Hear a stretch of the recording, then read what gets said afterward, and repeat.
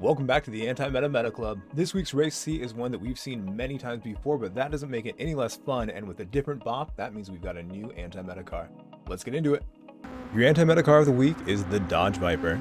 The general consensus is that there are 3 different cars that are actually in the meta, so with no shortage of cars to use, rather than choose a car that's slightly slower than the meta, I decided to choose a car that's actually the anti-meta because of what it can do on track against any of the meta cars. On raw pace, the Viper is not actually that fast. The fastest one, set by an incredibly fast driver, is in 41st place. I only managed to get it in 89th place. A lot of the non-meta cars you see in the top 100 are really fast by themselves. However, in a battle, the Viper can do things that a lot of these other cars can't. It seems like you don't actually have to worry about dirty tires anymore by going past the curb, so get your left tires all the way up on the green, and right before the 100-meter board is when you're going to hit the brakes. Braking heavily down to 3rd gear, you want to turn in right before the 50-meter board. After you turn in, dip down to 2nd briefly to get the car to rotate, back up to 3rd, and gently ride the throttle until the car settles right before it gets on the outer curb. You do not want your right tires to go beyond the yellow sausage curb, but if they go right on top of it, you should be totally fine. Now is a good time to mention that the shift point for this car, the optimal shift point, is approximately 80% of the digital tach. However, you'll never need 6th gear. Right before the 100-meter board is this dark patch of tire marks, and right as my front tires hit those, I like to hit the brakes and then move directly onto the curb, all the way up onto the green part even, but not beyond that. Wait until you're entirely past the 50-meter board before starting to turn in, and you should dip down to 1st gear, try to get off the brakes as soon as you possibly can, and then be on the throttle in 2nd gear as you start going up this little hill. You want to be steering as little as you possibly can, so make sure you use all of the track that you possibly can. If you go all the way up on the yellow sausage curb, it won't give you dirty tires or a penalty, but it can make the car bounce, which will cause you to lose some momentum. Again, just as a reminder, you do not need to shift to 6th gear. Right before the 100-meter board here on the left, you want to hit the brakes, and on this corner, I always avoid the curb and anything beyond the curb.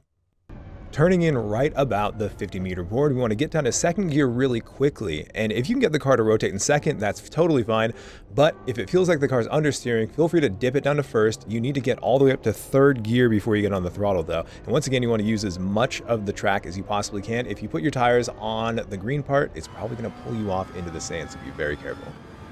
Moving to the right, I like to prepare by going all the way up onto the green part of the track. You don't have to go all the way onto it, because what I like to do is angle myself into the corner, get my left front tire onto the tarmac right before the 50-meter board, and then I'm going to start hitting the brakes. You don't want to go full brake, you got to brake gently and then immediately start trail braking in. As I'm trail braking in, I want you to take note of how long I'm on the brakes and then how long I completely come off the brakes, add steering, and then coast as I get all the way up onto the curb. Back to 4th gear before you accelerate, and be very careful. You can see that I had to back off the throttle because too much throttle here can cause the front to lift, and that will give you understeer. Putting your right tires in the green is totally fine, but you've got to have your left tires to the left of the white line before the end of the curb, or else it's going to give you a penalty. Right at the end of the curbing in the green is when you want to hit the brakes and immediately start trail braking in. You can kind of follow the tire mark, but again, you want to get all the way up in this curb into 4th gear, and you might have to wait and let it coast just a little bit to make sure that you're aimed correctly so that when you get on the throttle, you don't go off. It's very easy to get a penalty on this exit right here. If you do go up on that curb on the left, make sure you come off before you hit the grass, and then of course you can move all the way up in the curb right here, looking for this fence before the 50-meter board. Right before that fence is when you want to hit the brakes. Brake heavily for a brief second, get down to 4th, and then turn in at the 50-meter board. You want to dip down to 3rd to get the car to rotate, get up on the curb, and then once again back to 4th gear, and you've got to be really brave here. You can push yourself all the way so that your right tires are just barely on the red and white, but if you go beyond that, you will get a penalty. The final corner is unfortunately one of those corners that doesn't have a really specific braking marker. You can look at these triple white stripes. There are about 3 of them before these 2 yellow bumps, and at that spot, that's where I like to brake. But you can also kind of estimate that it's about 2 or 2.5 car lengths before the end of the red part on the left. Keeping just your right tires touching the red and white curbing here on the right, you want to make sure that you brake down to 3rd gear and start turning in so you barely miss those yellow bumps that I was talking about. You want to put your right tires just next to the yellow bump here on the inside, and then I like to go back up to 4th gear. 3rd gear does work, but I think 4th in the long run, especially if you're going to do another lap, is faster overall. Make sure you're gentle on the throttle when you get out of that last corner, and of course move off the grass. Like I said in the breakdown, if you put your left tires on the green part past the curb, it doesn't seem to give you dirty tires anymore, but if you go beyond that, it will give you dirty tires. I like to make sure that I rotate one final bit in second gear to get the car turned so I don't have to turn the steering wheel too much as I apply the throttle. If you have too much steering, it can very easily make the car spin and bounce. Pretty much every car is pretty dangerous right there. It also doesn't seem to make the car slip when you do the same here on turn 2, and using all that extra track is really useful to both keep up your momentum and steer as little as you possibly can. Steering on these sharp corners, any extra steering can, like I said before, make the car really easily slide. You do not want to drift this thing.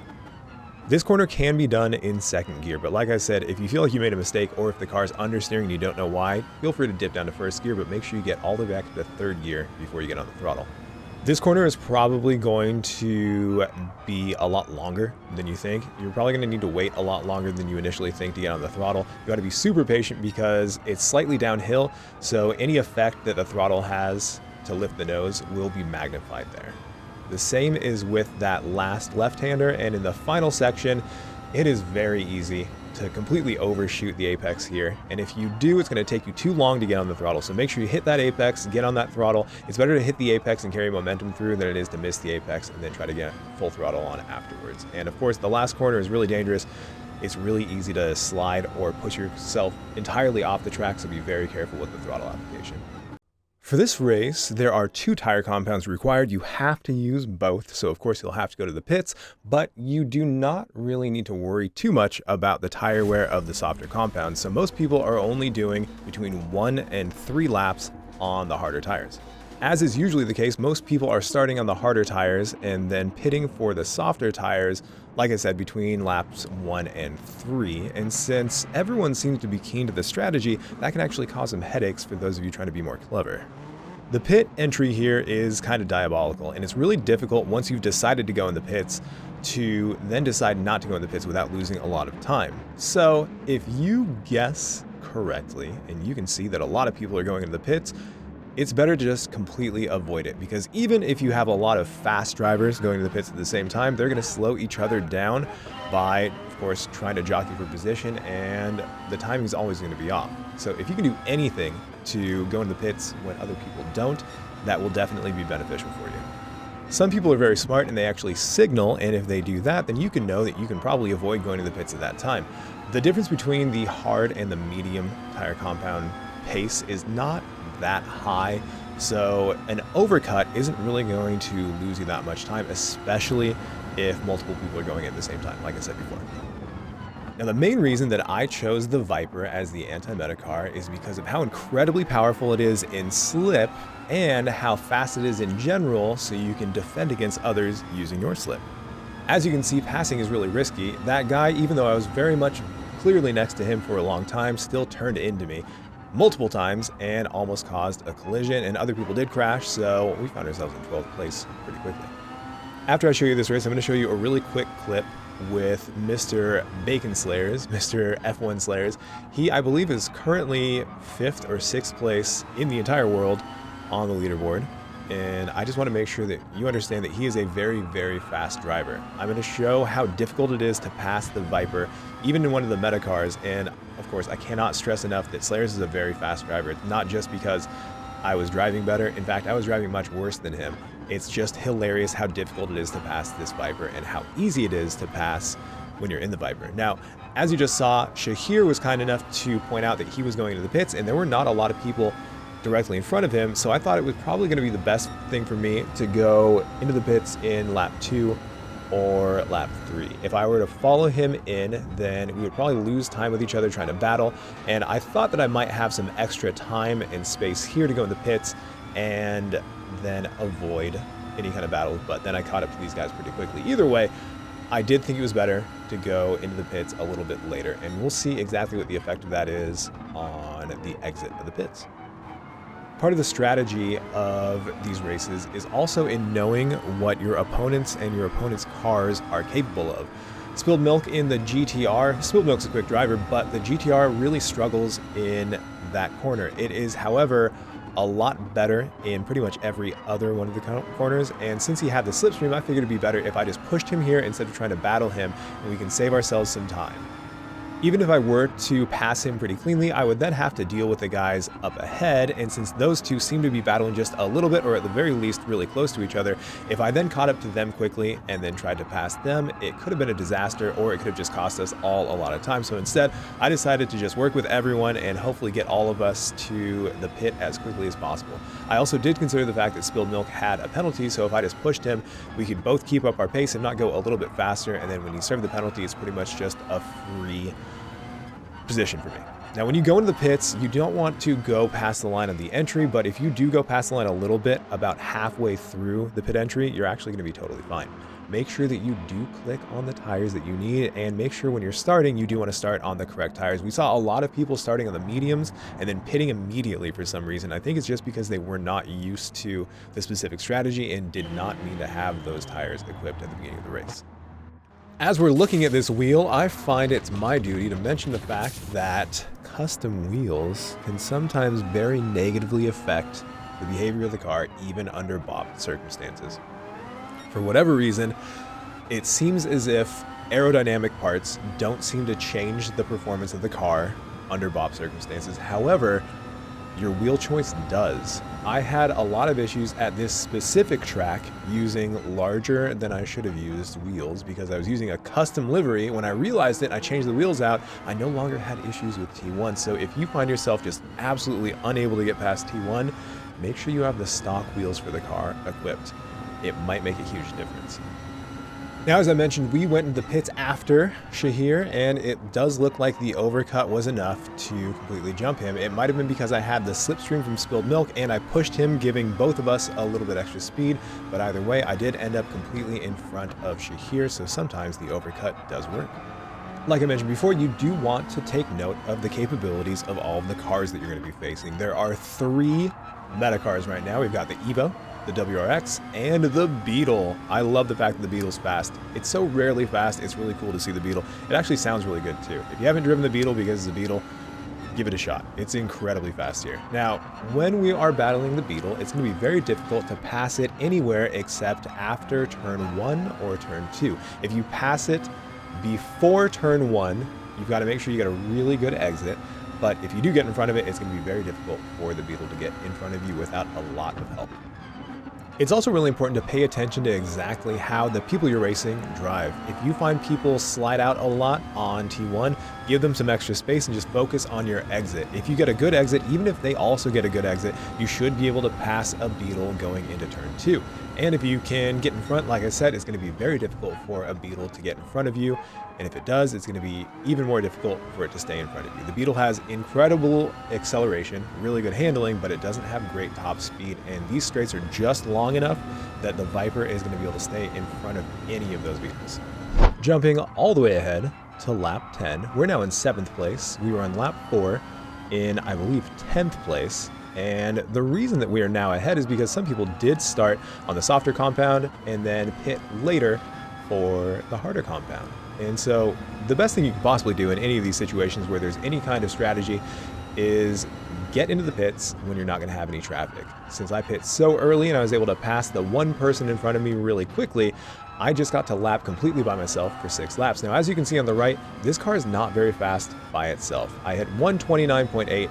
There's another 29.6 later on, but the faster cars, as you can see, Bella is in the 28s, Damien's in the 28s. You can expect most top split people to be in the mid 28s. If you are in NA, top split in EMEA is probably going to be in the low 29s. And this car is just not quite capable of that. Actually, you know what? Calcer said that he got a 29.2. I shouldn't say it's not capable of it. It's very difficult to be fast by yourself in the Viper. But like I said, I'm not trying to give you just an alternative car that is also kind of fast compared to the meta car. I'm trying to give you something that can be really annoying and useful against the meta cars. If you look at my session best, you can see that I am 2.5 tenths faster than I've gone because in the slipstream, this car is hilariously fast. Like the Beetle, the Evo and the WRX are also much faster in the middle of the track, the middle section, than this car is, so your best bet is to try to pass right after turn 1 or turn 2. like before, you can pass before turn 1, but it's difficult to make a pass stick there. It's not quite long enough, and people are probably going to be really aggressive going into turn 1. But you should be able to get all the way in front of someone coming out of turn 1 into turn 2 as long as you just focus on getting a really good exit from turn 1. As we're taking this final corner, I actually should mention that the Evo is very fast out of the final corner too, compared to this car at the very least. And so, yeah, it's going to be very difficult to set up anything coming out of that. But if you get a really good exit and you set up close enough that you can have slipstream for a very long time coming out of turn 1, then you should be able to pull off something going into turn 2, just like I just said. Now, most people do defend on the inside, and that's because a lot of people just like to push people off when they pass on the outside. And of course, if that's going to happen, there's nothing you can really do. If I get pushed off on the outside of an outside pass, and it seems pretty obvious, and people aren't going to give the position back, usually I'm just going to give them a nice little bit of revenge. But luckily, Silent K is not like that. Silent K is a very clean driver, and so I was able to utilize the amazing grip of the Viper going up that hill. And of course, if someone is defending on the inside there, they're going to have a very pinched corner. They're not going to have nearly as much space, nearly as much track, and since it's uphill and weird, it's going to be very difficult for them to get the power down in any of the meta cars. So if people defend the inside there, it's pretty much just a free position when you're in the Viper.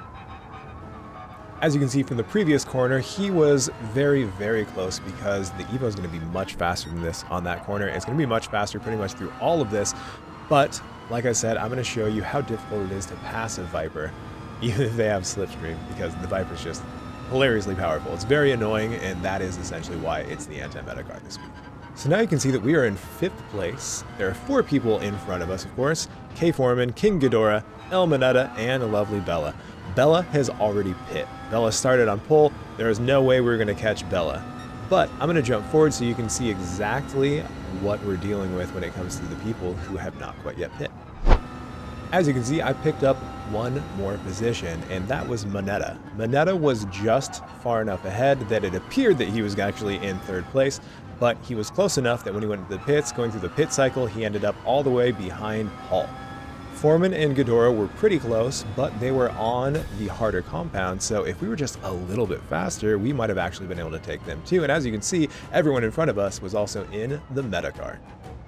Now, as promised, I'm going to show you a little bit of what it was like when Slayers had to battle me in this really annoying car. Now, like I stressed earlier, I want to make sure that you understand that Slayers is a very fast driver. And I'm not just saying that to make myself feel better, because honestly, I didn't drive any better than him. I would say that I was driving much worse than him. With him being a better driver and driving better than me in the Beetle, it's just hilarious what this car can do to defend. Obviously, I had slipstream, but in most cases, you're probably going to have slipstream if you're using the anti-meta car, especially this weird anti-meta car. If you can find yourself in pole position and run away, that's going to be great, but it's probably unlikely when you're using this weird of an anti-meta car. It's not impossible, obviously, and I do want you guys to have the opportunity to win. And of course, that will be a chance, but chances are, if you're battling one of these guys, you're probably going to have slipstream at some point. And so just a little bit of slipstream is going to make it pretty much impossible for anyone to do anything against you. Now, as you can see, and as I've talked about, the Beetle is a much better handling car, but the Viper is just good enough pretty much everywhere to be as annoying as possible and to force the Beetle or any of the other meta cars into desperate moves. And like I said, Slayers is a better driver than me. He is faster than me. He's faster than me in this car. And as you can see, he had a 29.5 in this car earlier in the race. And still, there's nothing he can do to pass me in the Viper.